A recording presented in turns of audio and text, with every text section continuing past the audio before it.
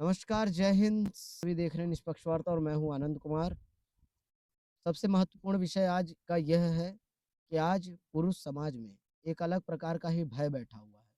आपने अभी फ़िलहाल में जो हाल-फिलहाल एक केस चल रहा होगा अतुल सुभाष, आए दिन ये विषय सबसे चर्चा में बना हुआ है। सबसे बड़ा कारण यह है कि आज पुरुषों को उतनी प्रधानता नहीं दी जाती जितनी महिलाओं को। यदि एक पुरुष महिला को गंदी नज़र से या फिर कुछ देर घूर लेता है तो उस पर तुरंत एफआईआर हो जाता है।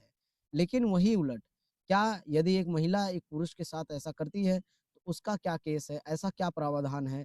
ऐसा कोई हमारे संविधान में ऐसा कोई डिटेल में कानून भी नहीं बना है और ना ही कोई ऐसा मुकदमा आपको सुनने में आया होगा।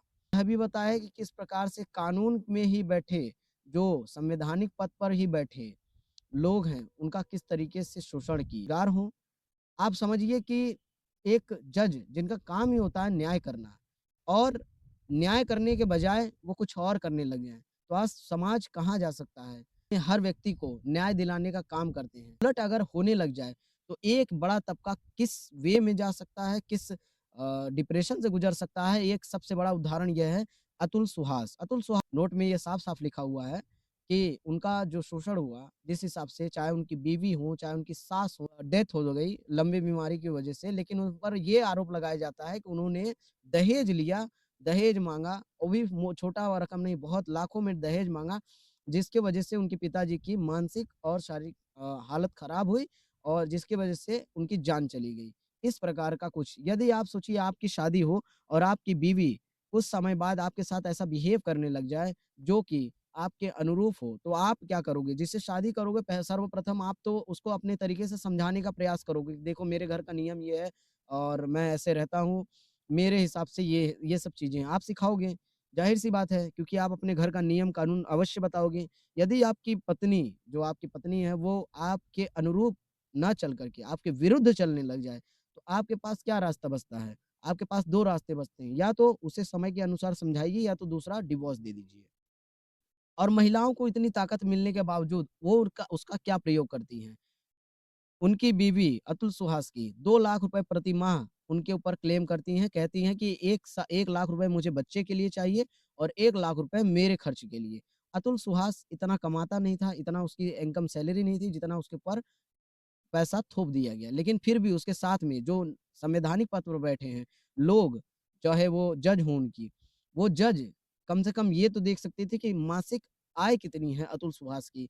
उस हिसाब से तो कर ही सकती थी। फॉर एग्ज़ाम्पल आपने अभी फिलहाल में हार्दिक पांड्या और उनकी बीवी का डिवोर्स देखा होगा। क्लेम किया था कि मुझे उनकी जायदाद चाहिए।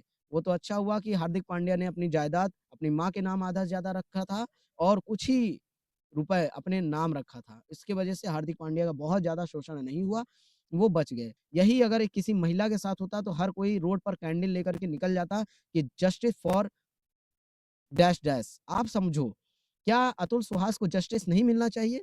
अतुल सुहास एक ऐसा नाम जो आज सोशल मीडिया पर सबसे ज़्यादा देखे जाने वाले व्यक्ति हैं और क्योंकि उनका सबसे पहली बात उनका केस ही ऐसा है कि जिसको लोग देख रहे हैं और समझ रहे हैं और उससे सीख भी ले रहे हैं। कभी भी शादी सोच समझ के करनी चाहिए। जब अतुल सुहास ने शादी की थी तो ये सोच कर के नहीं की थी क्योंकि अतुल सुहास की शादी उनके ससुर के तबीयत खराब चल रही थी, उस वजह से जल्दबाज़ी में करा दी गई। करा दी गई उसके बाद जब अतुल सुहास जी ने खुद बताया था कि उन्होंने बताया कि जब उनकी शादी हो रही थी, तो वो जब फ़ोन पे बात किया करते थे, तो उनकी बीवी बहुत कम बोला करती थी और बहुत विषयों पर सोच समझ के जवाब दिया करती थी। अब उससे इंसान क्या ही अनुमान लगाएगा? उससे तो यही अनुमान लग सकता है कि हाँ, मेरी बीवी समझदार है, अंडरस्टैंड है, मैं जो बोल रहा हूँ उस पर हाँ में हाँ बोल रही है और उसके बाद यदि कोई बात ऐसी लग रही है जिस पे जवाब देना चाहिए, तो वो उस पर रिप्लाई कर रही है।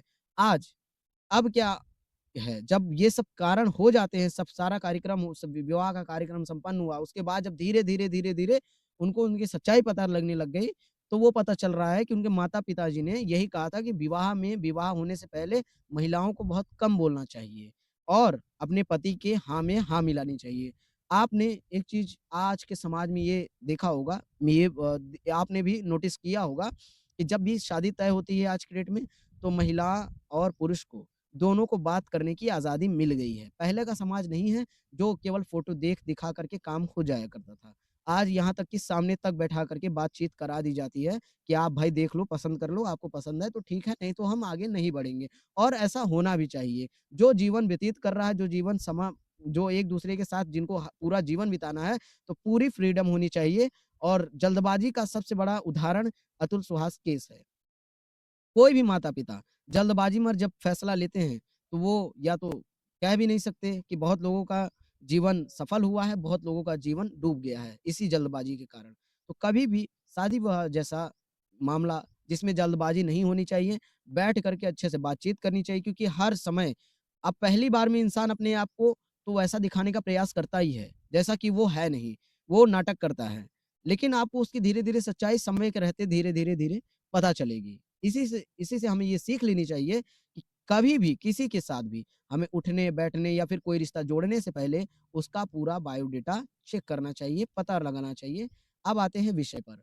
अतुल सुहास का जो केस था, अतुल सुहास जी ने सुसाइड कर लिया और उसके बाद उनकी जो पत्नी है, वो फरार थी लेकिन जो बेंगलुरु की पुलिस है उन्हें अब वो अरेस्ट में है, उनकी सास भी, उनका भाई भी। तो हर समाज में आज पूरी तरीके से इस समाज में आज एक प्रकार का डर बैठ चुका है कि अगर हमारी बीवी हमारे साथ क्या होगा? अगर हमारी भी बीवी ऐसे निकल जाए। लेकिन पुरुषों के लिए भी एक संवेदना होनी चाहिए कि यदि एक पुरुष जैसे कि महिलाएँ तुरंत रो पड़ती हैं, आज आप आपने देखा होगा महिलाओं की आँसू महिला तुरंत रो देती है। लेकिन पुरुष क्या? पुरुष तो अपने आप को अंदर ही अंदर घोट के रह जाता है। वो चीज़ों को कहा जाता है, बचपन से ही सिखाया जाता है कि तुम लड़के हो, तुम अगर पुरुष रोता है तो उसे कहा जाता है कि तुम रो क्यों रहे हो? तुम तो लड़के हो ना।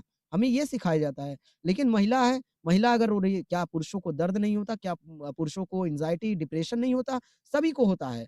जहाँ तक बात है, मेरा मानना ये है कि यदि महिला समाज, पुरुष समाज, कानून एक बराबर होने चाहिए, किसी को इतना ज़्यादा छूट नहीं मिलनी चाहिए कि जिसकी वजह से समाज में आए दिन अपराध घटित होते रहे और उनका कानून का और अपने अधिकार का गलत फ़ायदा उठाएँ। सबसे बड़ा प उसका उदाहरण है अतुल केस।